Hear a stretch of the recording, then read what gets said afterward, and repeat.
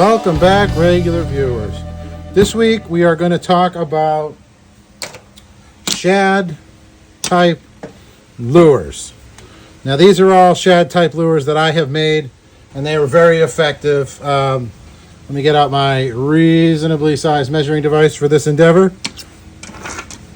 There was a lure called the sassy shad that we used to use a lot in New England for bass and striped bass, and it was very effective. So this guy here, stem to stern, is 3.5 inches. So this is what I refer to when I talk about the 3-inch swim shad. These are Mold Masters, by the way, made of wood and clay. And this is the 2-inch swim shad, as evidenced by the body being 2 inches, 2.5 with the tail. And this one is the super shad, which is how you have to say it contractually. It's the super shad. I made this out of clay with my kids. Just one day we were playing around with some clay, so of course I had to make a fishing lure. And I made this guy right here, who is just 2.5 inches as well. You can see a big difference in the body style. But what we're addressing today is not these lures in particular. I like the style of them. I've never been a carverist, okay? I've never claimed to be a carverist at any point in my career. I'm just regular, nor have I claimed to ever be a sculptor or a sculptist, but I can make lures that work. So I was trying to, and I always have been really obsessed with the Wedgetail, and that's why I'm showing you this guy right here. It is super easy to make. If you're not like making your own, I really recommend that you try it. This guy right here swims like the dickens. And that's the shimmy of the super shad right there. That is the magical shimmy of the super shad. And it has caught me a ton of bass. And it looks just so stupid. It's red on this side just because I spray painted over a mold to show what was on it. And but anyway, the original clay was green. And I've just clear coated it to kind of give it just a little bit more slippery when wet. So when it goes in, when I do cast a mold from it for plaster, it just slides right out. These I carved out of wood, obviously, and I was trying to carve it all as one piece for some reason. And this ugly boot style tail here, that's actually a wedge, actually swims, even though it looks as stupid as it does. So both of them, you know, it had a piece that was going up just a little bit higher, and both of them, they broke off because I'm not a good carverist. So these do work, but I want to make them look better because, gosh darn it, you regular viewers deserve it. And let me show you some of the lures I've made from these molds right here. Let's look at the few of these ones that I've made in the past. Just a few. So I still use this on a regular basis. This is the 3-inch job right here. We've colored it. We put some eyes on it. Another one of those guys. Where's the 2-inch guy? Oh, here's the super shads, all painted up for you, ready to go. Again, these don't come out perfect because the molds I'm using are plaster molds. I'm coloring them with mica powder and then clear dipping them. And oh, here's the 2-inch department. So here's the 2-inch swim shads. I use these a lot on swim jigs, smaller swim jigs. I just put out a short. We'll show you a part of it right here where this little guy saved the day. Well, this trip started off kind of slow, so we're looking at birds, counting how many snakes we can see. Then finally my dad broke the skunk by catching a bass on our swim shad. Yeah, and then why don't you take him off the hook so he can get back in his world? Let him go. Goodbye. What? Go one for the super shad.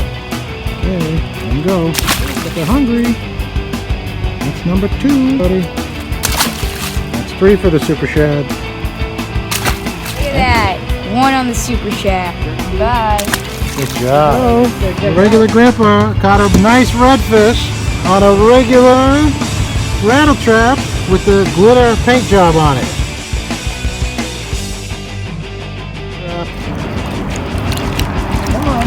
There we go. Super shad. There we go. Strikes again. Big old redfish. Spotless redfish. All right, here he goes. You stay regular. So as you can see, these lures, you know, for how weird they look and, you know, how inconsistent they come out, I guess, you know, compared to store-bought lures, they do work well. And as always here, we want to just keep improving on what we're making. So that's what we're going to be doing today. So we're going to add a better tail to these guys right here. Oh, and this right here is the hook slot for the mold. Because I do like, I haven't been using them in these ones here, but I do like sometimes to rig them with a screw lock hook with an underspin and make them weedless, so that it creates a slit in this cavity right here, and then the hook comes up through there, so it's a nice little weedless package rather than having to stuff a jig head through it, a weedless jig head or something like that. I just think it keeps the smaller profile. So, but we're going to show you how easy it is to make a wedge tail today. I know I've done it in the past, but that's what we're going to be focusing on here.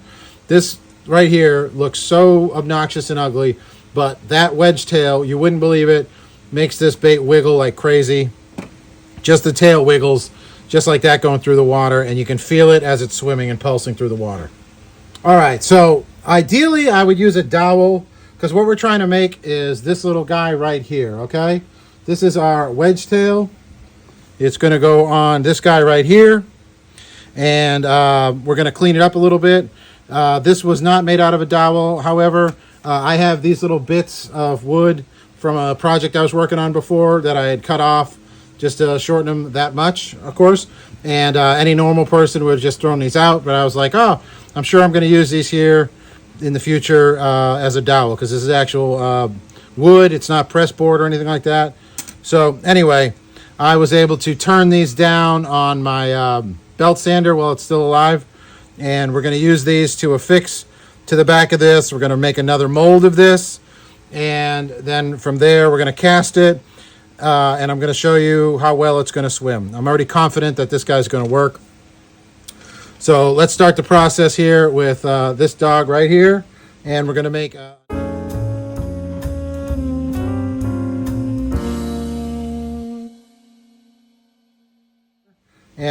a number of these little just points. Again, a dowel would work a lot better, but I don't have one. I have this little scrap of wood that we're going to make our own dowel out of because it's quick, dirty, and cheap, and that's what we're all about here in the regular shop. All right, so I got a piece of this here chucked up in my drill, and turn on our belt sander here. Okay, so this was my prototype to see how it would work. So we're going to use this one right here. I should have had a tape measure ready. Excuse me. All right, preparedness. Why start now? Okay, so this is at 1.25 inches. I like that side. This side was not the same. This was over that. So we're going to go with the 1.25 inches. That's 1.25 inches-ish. Right there. 1.25 inches-ish. Right there. Got this on sale on the Amazons. My channel is still sponsored only by my paycheck, so anytime I find something on sale, but nice little deal on this here pull saw. So now we need to sand them so that we can get them to fit together like such as, right? Okay, let's glue these two together. And why would you do it square on the first try? Okay. And there is your basic wedge tail. So now we're going to get that mounted on there.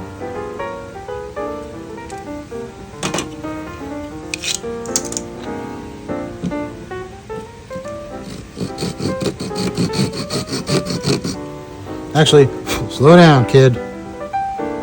I'm going to sand this back and make it a little more tailish, and then we're going to get that mounted on there. All right, I'm glad I stopped myself. Thank you, regular viewers, for telling me to stop. We'll cut it this way. Just had a thought, which is always dangerous. Definitely don't stick glue. Definitely don't want you to stick. That'd be like craziness. This, by the way, is Super Glue Accelerator by Mercury, which is my favorite name for a super glue accelerator. Again, sponsored by my paycheck. I need to move that up so it's in line with that one, though. That's a funky tail, huh? Dang. Keep it on camera, regular guy. You guys need to say something when it's off camera there. Help me out. Can't do this alone. Is it aligned? Gonna get some baking soda out here.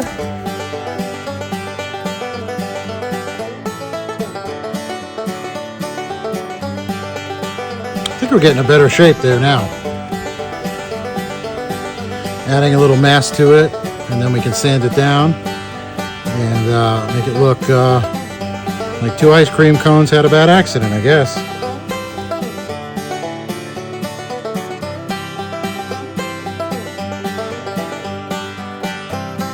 This really didn't need the baking soda, but that is going to work right there. That is more what we're looking for.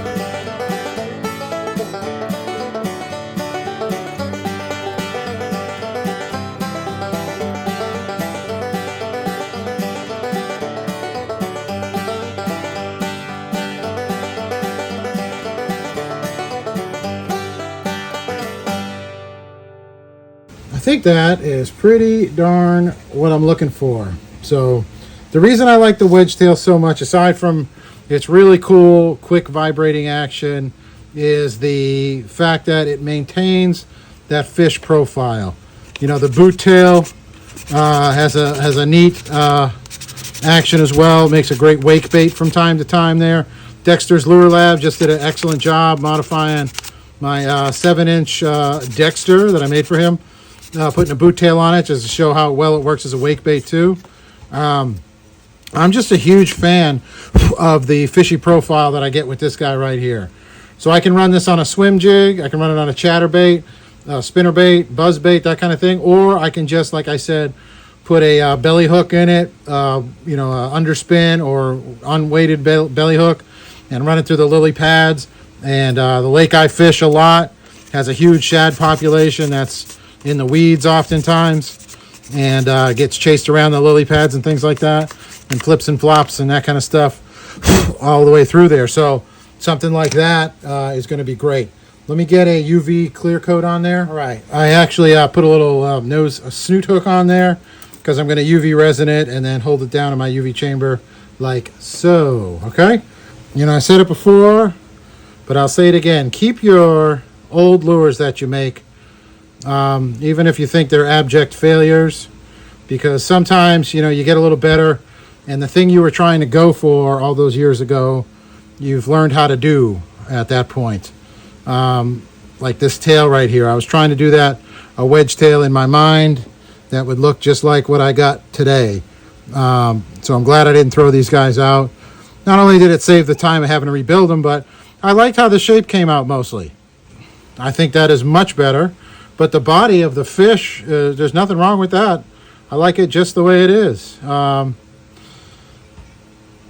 Billy Joel said, I like you just the way you are. So we're going to go dip that in the, or let it sit down in the UV chamber somehow without dropping it here. This was a terrible plan. Hey, wow, once in a row. Good job, guy. So now all there is to do is repeat the process. But now we know what we're doing. It'll go a lot faster. In fact, it'll look a lot like this. See? And it's just that easy. So now we've got 2 wedge tails plus the super shad here. And next thing is up is let's make a mold box. Or let's make a mold. We already have a mold box. That sounded terrible. And of course, as always here on Regular Guy Lures, we use our Made in America mold box. See? Stars. The stripes were somewhere else on the piece of wood. But now we got to mix up our plaster. So today's star of the show, you know him, you love him, DAP Plaster of Paris. Yay! Enough of that nonsense. Okay, let's get these out of here. Still sponsored by my paycheck.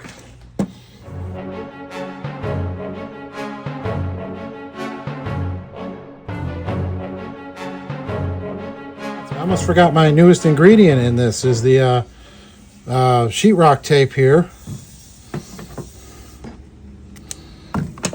You can still put it in though after the fact, I think. We'll see how much I messed this up.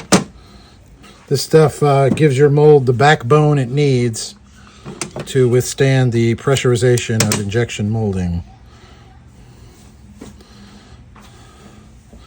So a lot of my failures back in the beginning was from my molds cracking.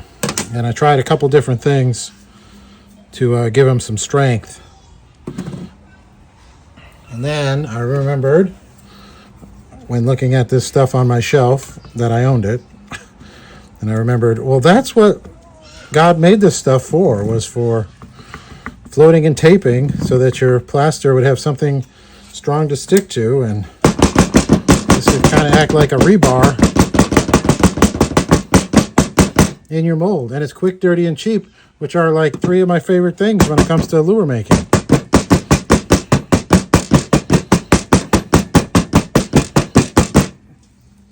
Okay. In lieu of a vacuum chamber, we're going to use just a cut-off chip brush bristles. Of course, because we made a lure out of the handle. But that does a good job of popping the bubbles. Just kind of flatten it back out. We're going to let it sit up just a little bit longer so that, because these have a little bit of mass to them. The wooden ones don't, but the clay one does, and I don't want it to sink in too far. All right, let's do our our best. So that's a good thick consistency. That was much better looking than my first plan.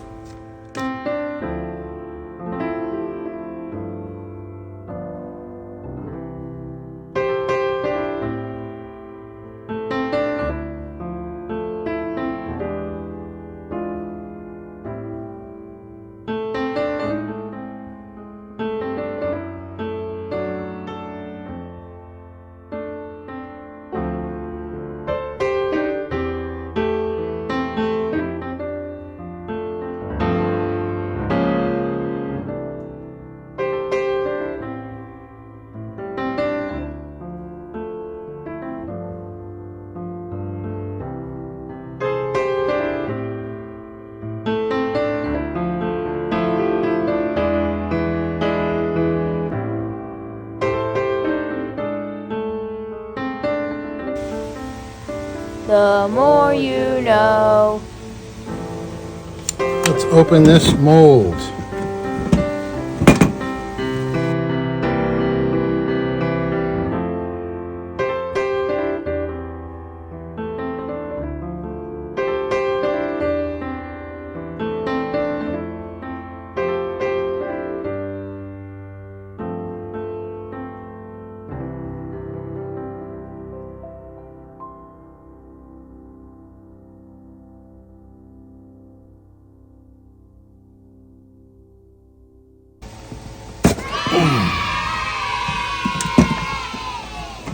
All right. Aside from Bubble Fest 2025 over here, still working on that. Everybody gives me great suggestions, but oh well. But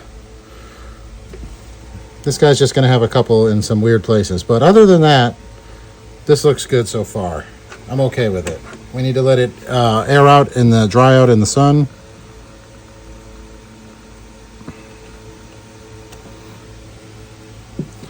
Beautiful release there.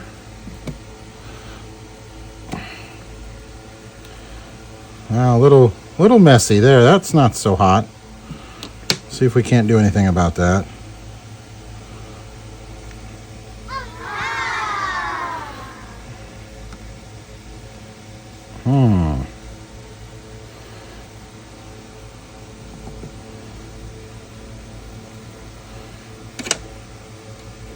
All right, regular viewers, our molds are nice and dry, or I guess that's just one mold. I sanded this down a little bit here. The mold fits together nicely though, so I think we're going to be okay. We have our spacers for the hook slot. ready to go. Don't you know? And they fit. Maybe we can work on that a little bit. But let's do a little more shaping. Some of you may be like, regular guy, you forgot the sprue. Well, thank you for your concern, but I'm going to show you how we're going to take care of that right now. After I clean this up just a skosh.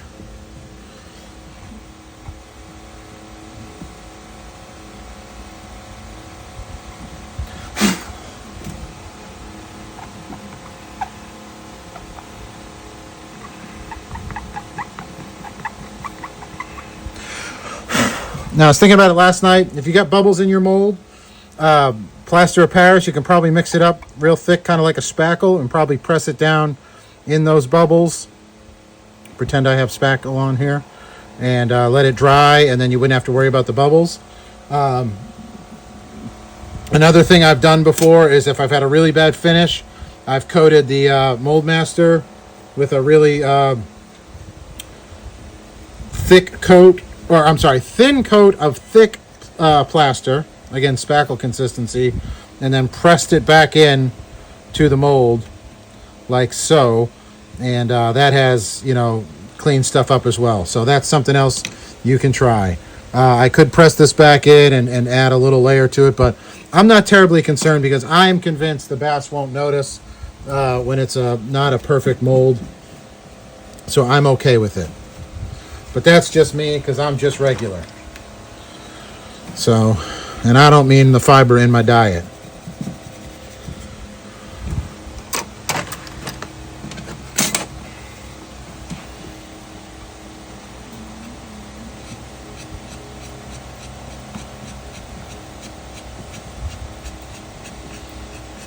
Just kind of taking a little bit off here.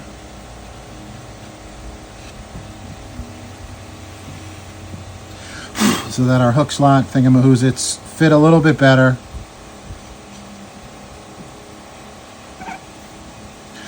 Don't go crazy with this step.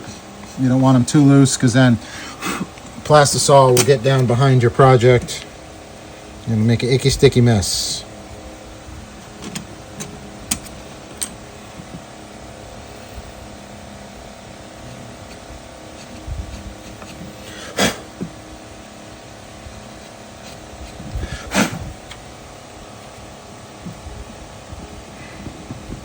Custom fit.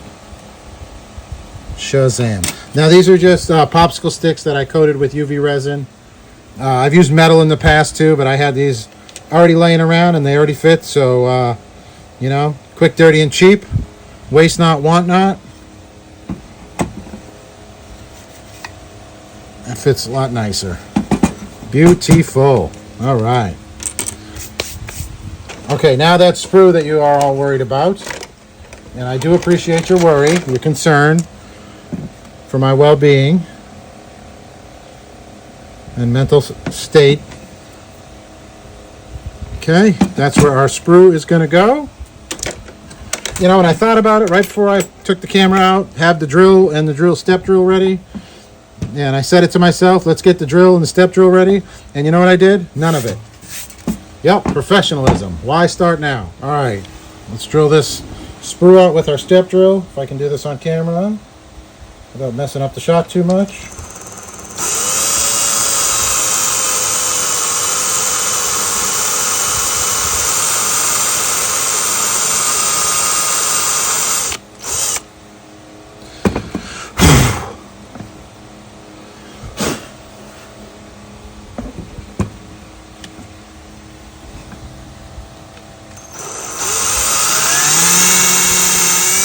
There we are.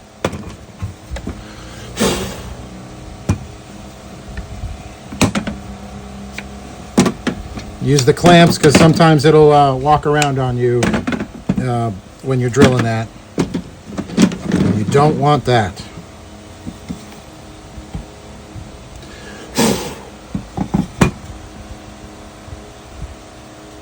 Could have gone a skosh further with it, but that'll be okay. I can just clean it with my little crab fork spoon thing, crab tool, crab eating Utensil I stole from my wife. That's what, or the regular editor rather. That's what I'm talking about.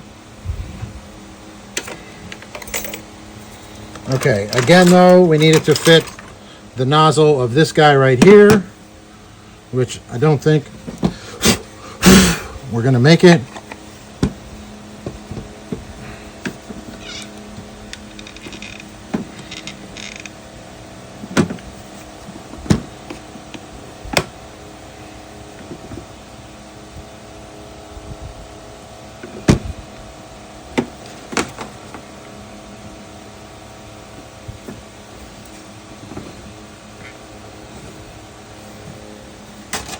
Okay, so we need to go a little bit bigger.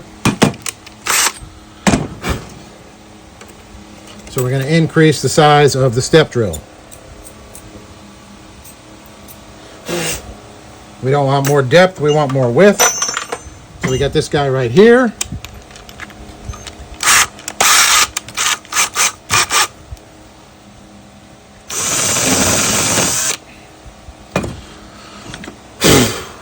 And that should do it to it. Whammo slammo. Look at that. Look, Ma, no hands. Perfect. Now for the next step. Let's seal this dog. Yeah, I said it. I'm okay with it.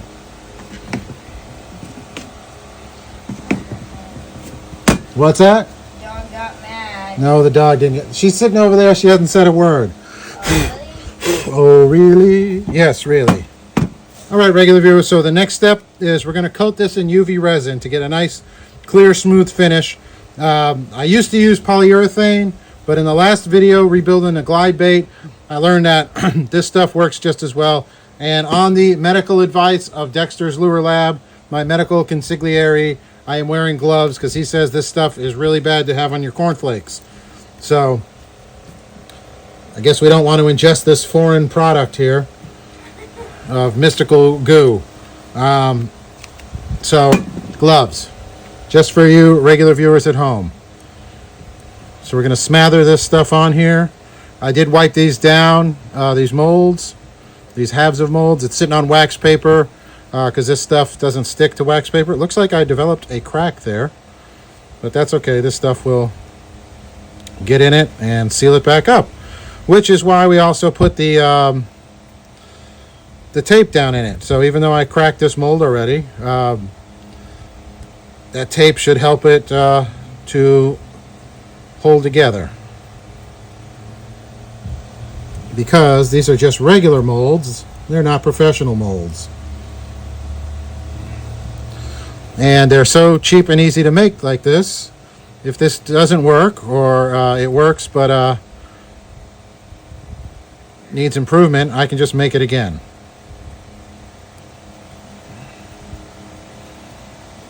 Look at that crack. That's really showing it off here, this with this here UV resin. Luckily, God's UV chamber is up and running really strong today. So as soon as we get this all smothered and lathered, we are going to bring it outside. And that should make extremely short work of it. Look at this crack. Holy smokes. I think when I put this mold together to inject it, I'm going to use my wood spacers that I built for the outside of it so that it spreads the clamping load more evenly. This will be the first mold that I do this size completely with UV resin. And I think it's going to take a lot of it. Young man, you doing your schoolwork over there? Your homework? Homework? Yeah, art class. Art class? Yeah. Why are you saying this like it's a foreign language? No, never mind. I'm doing it. Thank you. That's all you. That's the answer I was looking for. Was I'm doing it. You look like you were daydreaming. Suspiciously looked like daydreaming to me. So if you don't have UV resin, I would imagine that you could smother 2-part epoxy on here and it'll work just as well. I was very pleased to see how this stuff was worked really well with the heat cycles. Didn't seem to start peeling off or anything like that, so That was encouraging. It's thick enough that I think I can fill in these bubbles with it. Doesn't really need to be filled in there. That's not part of the mold. Okay, we want to get a nice skim coat on it. Thank you very much. Oh, glasses. Hey, look at that. There's a mold I'm working on. I get the joke. You do? What's the joke? The joke is you couldn't see it, Ah, but it was not true. You could actually see it just a bit though. just a bit. No offense. No offense. Can I try? Or is this super sticky? It's kind of getting sucked up here, so we might go take this in the sun. I just wanted to make sure it wasn't like too thick on there. All right, let's go take them outside. All right, so now we're to the injection process. Today's color is remelt silver. Okay, let's try to find somewhere that's going to be even, Steven. So you can see I got this board here to sandwich that together to spread the load out. It helps these plaster molds when they're injected to not crack, hopefully.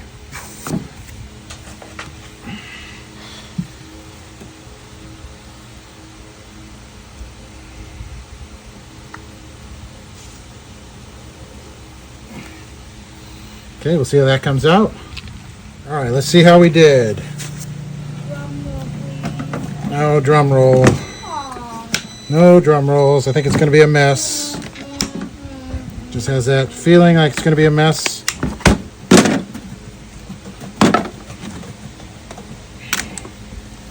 All right, whole lot of flashing going on, but we'll get our lures out of it. Let me cut this off of here. They're at least nice and shiny, so that's good.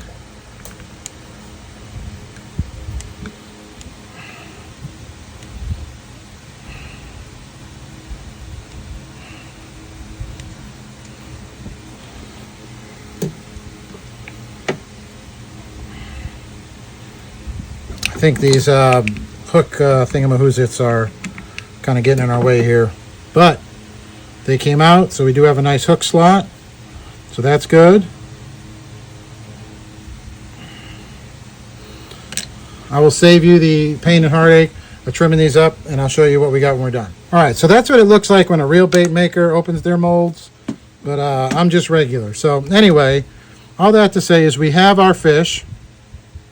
It has a really nice hook slot. The little guy does too. How do you do? Perfect right there. And we got our big wedge tail on there. We got our super shad out of the mold, and we know that one already works, so that's fine. But the next thing to do is swim test these guys right here. We're going to put on, well, I'll just go get the hooks and show you. All right, so this is a rigged up version. I have a belly weighted screw lock hook with a flashy swimmer. You can see how the hook is Texposed there in the top. So let me show you what to do here. So this one, I believe, is a 5/0 hook with the lightest weight that I had as a flashy swimmer. Screw lock. Screw lock straight through the snoot. Screw it in like screwing in a tiny fishy smelling light bulb.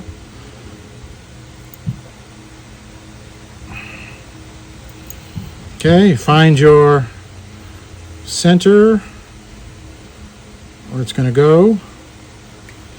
Curve your bait up through the hook slot there so it comes right out the back nice and straight, and then as you curve your lure down, that hook will poke right in, and there's your hook slot, belly weight, flashy swimmer, whammo slammo. Alrighty, so let's go whammo slammo these in the lake and see if they swim or not, or if it was all for nothing.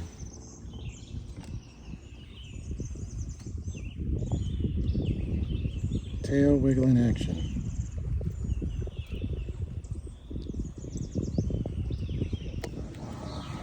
Woo-wee. That's a nice looking bass. A little bigger out there, but that's okay. Look how fat he is. He's nice and healthy at least. And On there the it new 2-inch swim shad. Woo! all right, shut it off. Thank you, sir.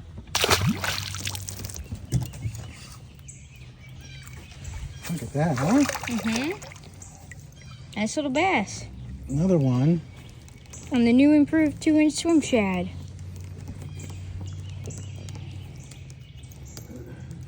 Okay. Okay, ready? All right. Thank you, sir. Thank you, sir. I wish I got that on camera. No one would believe me. I just dropped the lure in the water and this guy grabbed it. Thank you, sir. Well, that about wraps it up, regular viewers. I hope you enjoyed this build here, or this rebuild of this old lure that I had. I think we've demonstrated that it works and it catches fish. So I just want you to try it yourself, all right? Thank you for tuning in this week, and you stay regular.